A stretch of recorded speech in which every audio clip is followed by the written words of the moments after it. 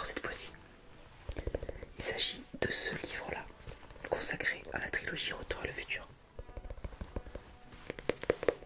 Alors je sais pas si les plus jeunes connaissent cette trilogie. Moi, je pense que tout le monde en a entendu parler. C'est un des films, enfin une des trilogies les plus connues de la pop culture, qui s'étale un petit peu autour des années 80, un peu avant, un peu après. Les plus jeunes l'ont peut-être vu des références dans Ready Player One, dans ce film qui fait beaucoup de références à la pop culture, et donc on peut y voir la DeLorean, qui est la machine à voyager dans le temps. Donc dans cette vidéo, on va parler de la trilogie.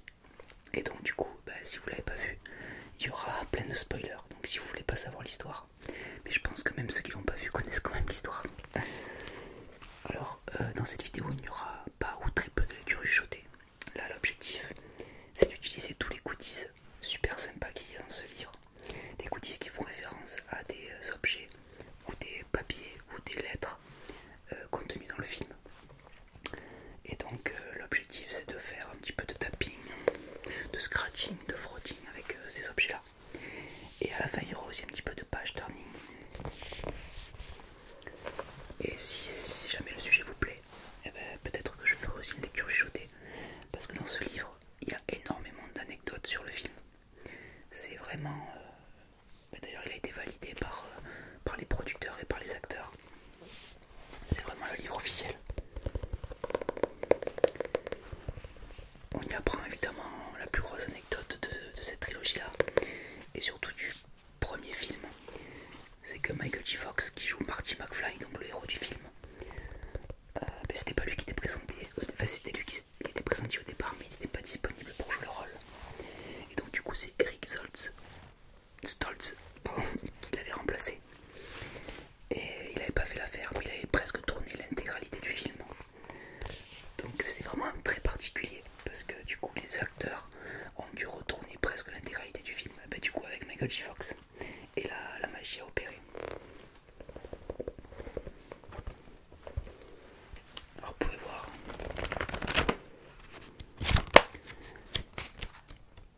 il y a plein de super images. Alors j'ai mis des petits post-it pour aller aux endroits où il y a les fameux goodies.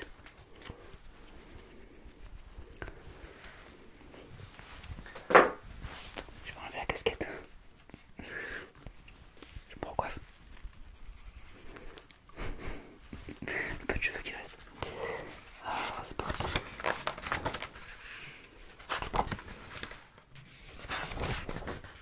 Alors, ça commence.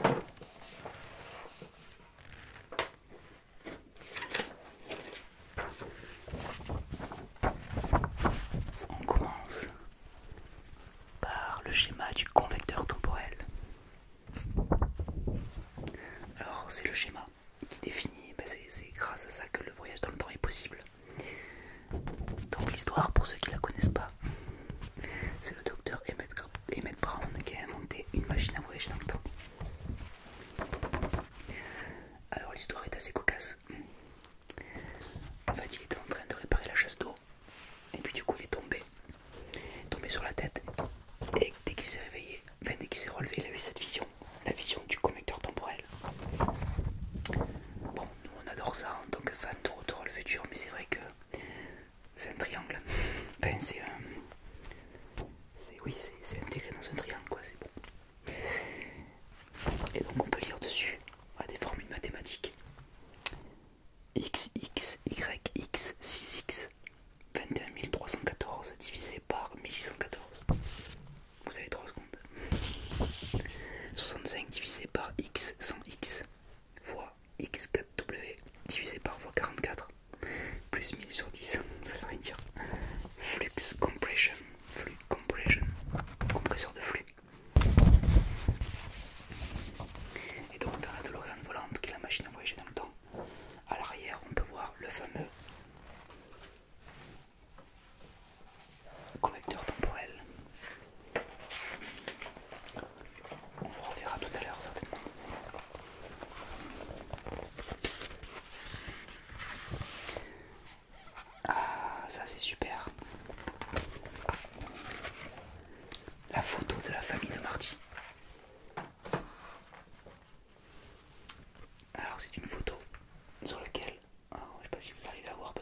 c'est un petit peu ces images-là, vous savez, qu'on avait quand on était plus petit. Quand on les bouge, on les voit, quand on les voit pas. Donc sur la photo, il est censé y avoir le grand frère de Marty, la grande sœur de Marty et Marty.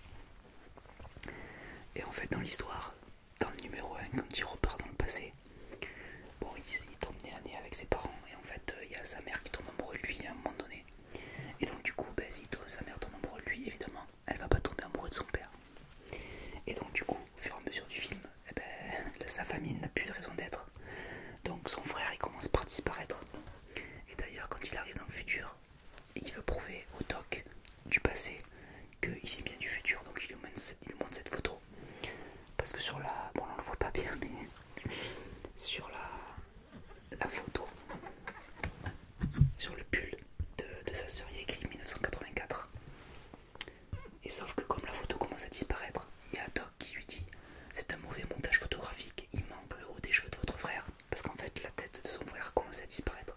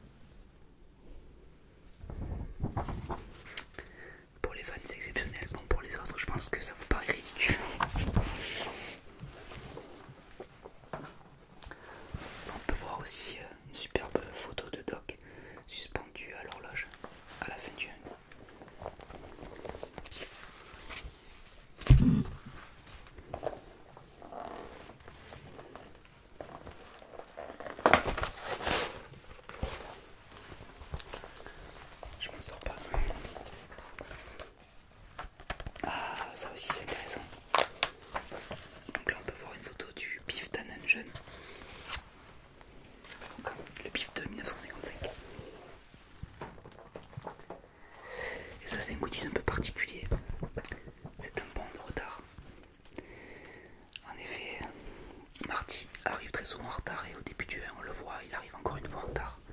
Parce qu'il sort du labo de chez Doc. Et en fait, Doc, il a retardé toutes ses horloges de 19 minutes, je crois. Du coup, il est super en retard. Et donc, du coup, le 25 octobre 1985, Marty McFly est arrivé en retard. Has been tardy for the following reason. Slacker. Alors, Slacker, je crois que ça veut dire un raté. Un tocard. Ils le traduisent comme tocard en français. Donc, la raison pour laquelle il est absent, c'est parce que c'est un. Enfin, il est en retard, c'est parce que c'est un tocard. Vous êtes un tocard, McFly. Et en fait, donc c'est Stanford S. Strickland. Donc Strickland, en fait, c'est un personnage récurrent dans le film parce que c'est le principal du lycée en 1985 et également aussi en 1955. Et ce qui est rigolo, c'est qu'il dit exactement la même chose au père de Marty. Vous êtes un tocard. Vous voulez rester un tocard toute votre vie, c'est ça que vous voulez. Et voilà, et c'est l'école de Hill Valley High School. Tardy Sleep, donc c'est le putain de retard, je suppose. Je suis pas bilingue, mais bon, ça me paraît assez évident.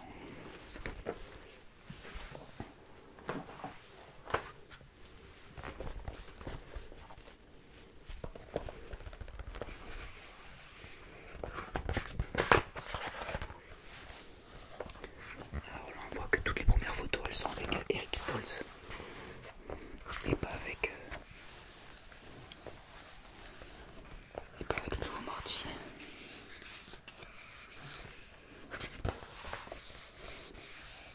On voit aussi le prototype de la machine de Doc qui met sur la tête pour soi-disant lire les pensées. Mais bon, à part la machine à voyager dans le temps, tout ce qu'il a inventé n'a jamais fonctionné ou presque. Ah, alors ça c'est exceptionnel. Alors ils sont tous collés donc je les décolle. Bon, j'abîme un peu mon livre pour vous, hein, pour vous montrer.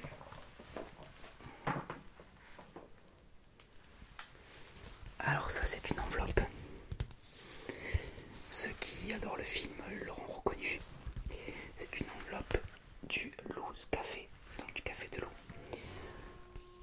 Et il y a écrit Do not open until 1985.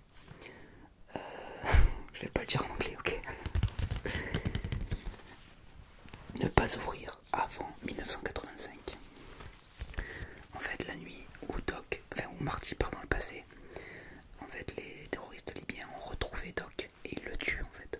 Et donc du coup, quand Marty repart dans le passé et avec le Doc du passé, ils essaient de retourner vers le futur, enfin de le renvoyer vers le futur. Et donc lui, il a envie de le prévenir. Attention, tu vas te faire tuer. Donc fais tout ce qui est possible pour ne pas mourir. Mais sauf que Doc, il dit qu'il faut surtout pas connaître son passé parce que ça peut avoir des répercussions très, très particulières et que ça peut même mettre en cause le continuum espace-temps.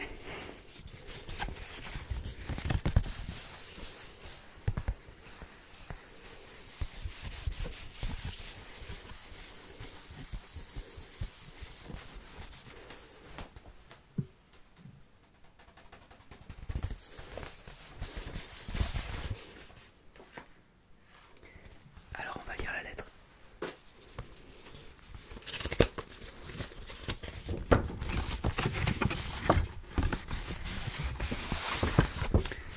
Lou's Café.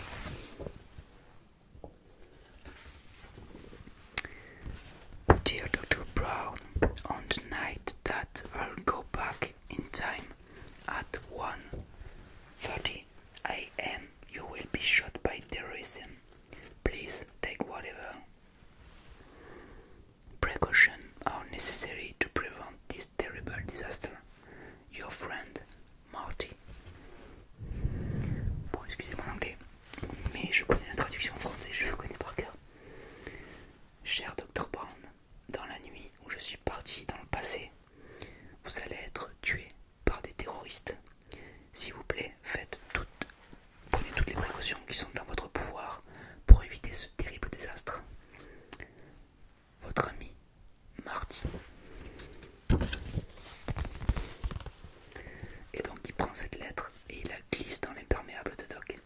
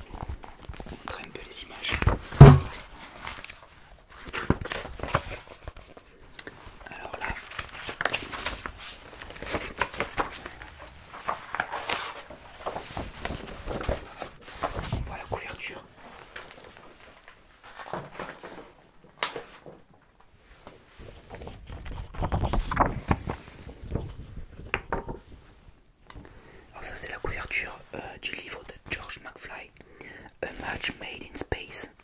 George McFly, un coup de foudre dans l'espace. En fait, ce qui est rigolo dans ce film, c'est que au départ, quand Marty part du passé, enfin il part dans le passé, sa famille est relativement minable, sa mère est alcoolique et son père est voilà, une espèce de minable qui s'est marché dessus par tout le monde.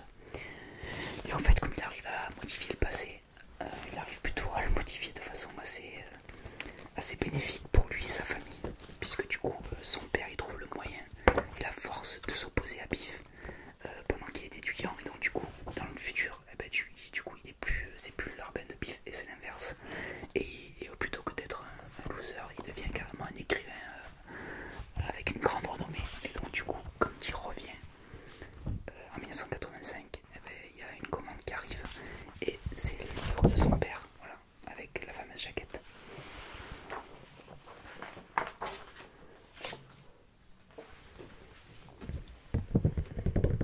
Alors là c'est la photo justement de George McFly en 1955 et de Lauren Benz qui va devenir Lauren Benz McFly.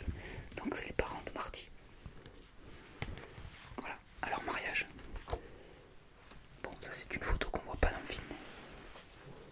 On voit pas leur mariage dans le film.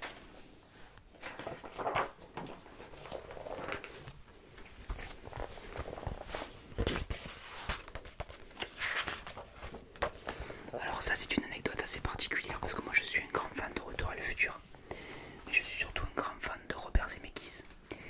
Et Robert Zemeckis a aussi réalisé Forrest Gump qui est mon film préféré. Et en fait dans ces films il aime bien justement que, comment dire, que ces personnages influent sur quelque chose de façon assez significative. Par exemple Forrest Gump, c'est lui qui montre comment il s'appelle, au King comment danser. C'est lui qui, enfin il y a plein de choses comme ça à un moment donné où il influe dans le sens de l'histoire. Et bien c'est pareil, en fait Marty il revient en 1955 et il joue du rock, et donc du coup il y a directement un des chanteurs qui appelle Marvin Gaye et qui lui montre un petit peu ce nouveau style de musique, et donc du coup ça laisse présager que c'est parce qu'il est venu dans le passé qu'il a rapporté avec lui le rock'n'roll et que le rock'n'roll est né. Voilà. Donc c'est un petit peu une thématique qui est souvent reprise dans ces films.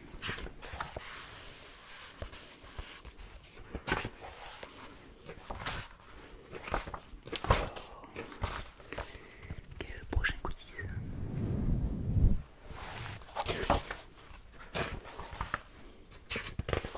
Alors là on passe au deuxième film. Donc le film où il va dans le futur. Donc là on voit le fameux, comment dire, le fameux article de journal où son père a été assassiné. Donc ça c'est dans le mauvais 1985. Ce qui est rigolo aussi, c'est qu'ils ont bien aimé jouer avec certaines enseignes. Des enseignes que l'on voit en 1955. Donc dans sa version dans le passé, en 1985, la version censée être normale, en 2015, et aussi après dans le 3 on le voit en 1885, et c'est le cas de Texaco en fait pour les véhicules. Donc là on voit la version futuriste avec les voitures volantes bien sûr. Bon, aujourd'hui on a dépassé 2015 et malheureusement le futur, malheureusement ou heureusement je ne sais pas, mais le futur qui était projeté dans Retour vers le futur, on en est quand même encore assez loin, hein, faut dire ce qui est.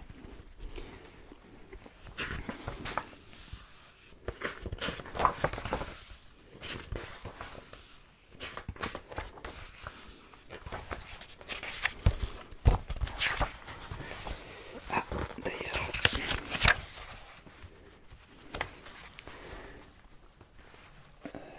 ouais, je sais pas si... Et donc du coup,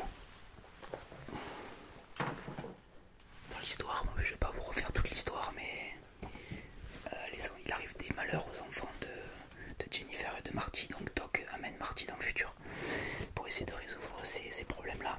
Et en fait, lui, il se dit, bah tiens, je vais ramener l'almanach des sports qui consigne 50 ans de résultats sportifs pour après revenir dans le passé et jouer et gagner fortement, ok. Sauf que son idée, elle est piquée par le vieux Biff qui va l'apporter au jeune Biff en 1955. Et donc du coup, à partir de ça, quand il revient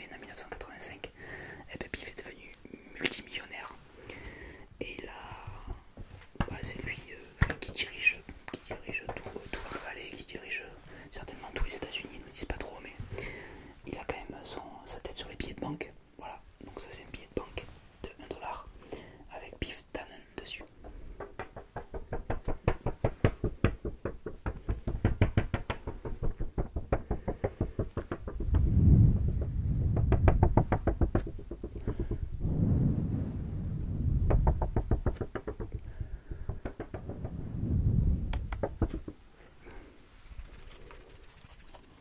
Allez, on continue.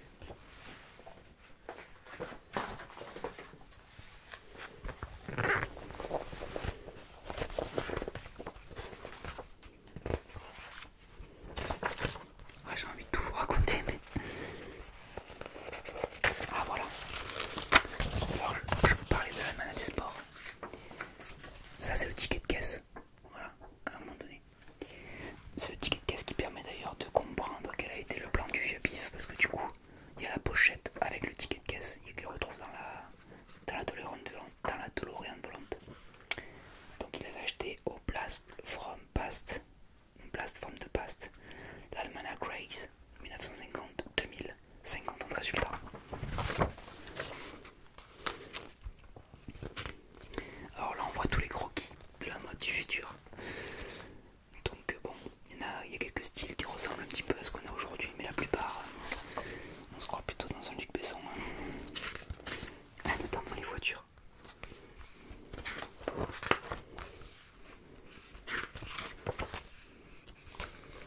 Alors il y a quelque chose quand même qui existe aujourd'hui qui sont les hoverboards. Bien que ce qu'on appelle hoverboard aujourd'hui, ça a absolument, enfin, ça a peu de choses à voir avec le hoverboard de Retour vers le futur. Ah, lui il pouvait voler. Et avec sa version supérieure qui était le Pitbull.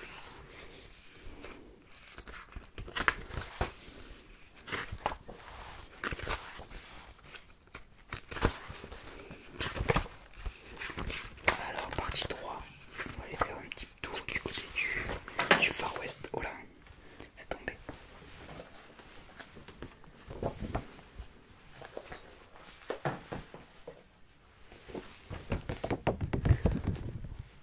Alors là aussi, comme je le disais tout à l'heure, ils aiment bien faire des marqueurs temporels, c'est-à-dire dans chaque film avoir la même référence mais que l'on voit à des époques différentes. Et bien évidemment c'est le cas de l'hôtel de ville. Et le moment où ils accrochent l'horloge sur l'hôtel de ville, ben, c'est en 1885. Et donc là elle n'est pas encore accrochée. Et donc c'est une photo avec Doc et Marty. Et la fameuse horloge.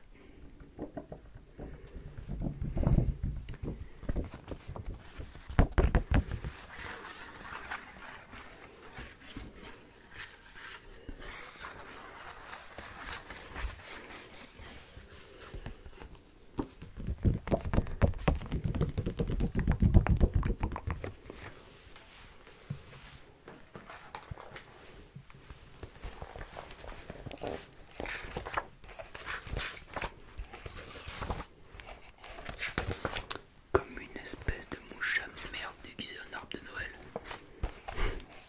Ça c'est plus fort de Wallace Tannen qui est l'ancêtre de Biff Tannen.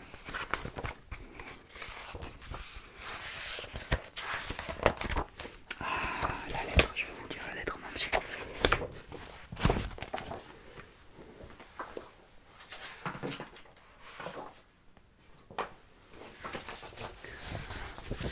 Alors ça c'est rigolo. C'est à la fin du 2 en fait. La DeLorean elle a quelques problèmes. Et en fait du coup elle écrit 1885 et il y a un éclair qui tombe sur la DeLorean et bam, directement Doc est transporté au Far West. Et donc du coup Marty se retrouve en 1955 tout seul et il vient de voir disparaître la DeLorean. Et d'un coup il y a un gars qui arrive, un gars de Western Union, et qui vient lui apporter cette lettre là et qui lui dit ben, ça fait 70 ans qu'on a cette lettre. 55, 60, 70 ans, ça fait 70 ans qu'on a cette lettre et on faisait des paris en interne pour savoir si le fameux Marty qui correspond à votre description est bien présent aujourd'hui. J'ai perdu on dirait. Et oui apparemment il a perdu. Donc cette fameuse lettre, voilà, Doc l'a écrite 70 ans auparavant. Je vais essayer de la dire mais bon c'est pas facile. Dear Marty, if my calculations are correct, you will version this author immediately after saw the, the DeLorean struck by lightning. Cher Marty, si mes calculs sont exacts, tu vas recevoir cette lettre immédiatement après avoir vu la DeLorean partir en fumée, enfin partir dans la lumière ou sous les éclairs. 5. Let me assure you that I will be alive and that will be John living happiness in the year 1885. This past 8 months. Laisse-moi te rassurer ou t'assurer que je suis vivant et en bonne santé et que je mène une vie heureuse en 1885 depuis bientôt 8 mois. Et donc là, Marty dit Doc est vivant, Doc est vivant, Doc est vivant, et voilà, il est super content. Et il repart chercher le Doc de 1955 qui vient juste de le réexpédier lui en 1985 et qui le voit revenir. Donc là, évidemment, il tombe dans les pommes. Et après, c'est le début du droit. Bon, c'est assez difficile à écrire, à lire, je vais pas vous le dire en entier finalement. Je voulais le faire, mais je suis trop nul en anglais. Et comme en plus c'est difficile.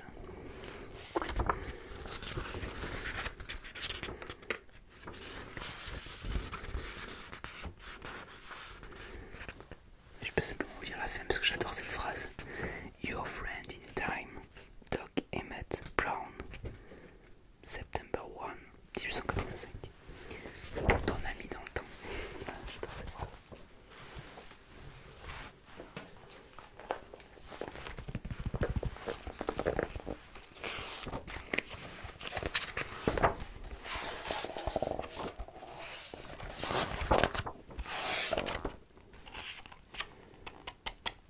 Alors ça, ah oui, ça c'est pour l'attraction Retour à le futur qu'il y a à Disneyland en Floride. Donc c'est un petit pass pour l'attraction, il est comme ça, enfin, il était comme ça au lancement. Il a été lancé le 12 juin 93.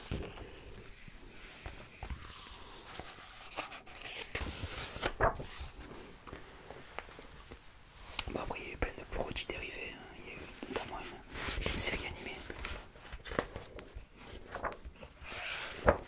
To be continued, donc ça c'est à la fin de chaque film, enfin des deux premiers. Et c'est ce que j'utilise aussi souvent à la fin de certaines vidéos que je fais pour ma famille.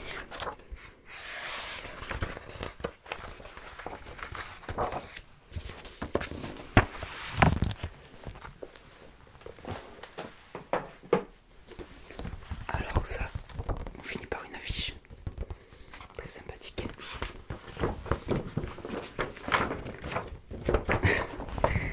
Alors ça c'est une affiche d'un film que l'on voit dans le futur, donc dans le 2, en 2015. C'est Les Dents de la Mer numéro 19. Et donc du coup il y a un requin en image de synthèse qui vous vient dessus et qui vous croque. Et Marty a très peur et d'un coup il se relève et dit le requin a toujours l'air aussi fou. En fait Robert Zemeckis et Steven Spielberg sont très très amis et il était au moment du film. Et c'est Steven Spielberg qui a réalisé Les Dents de la Mer quelques années plus tôt.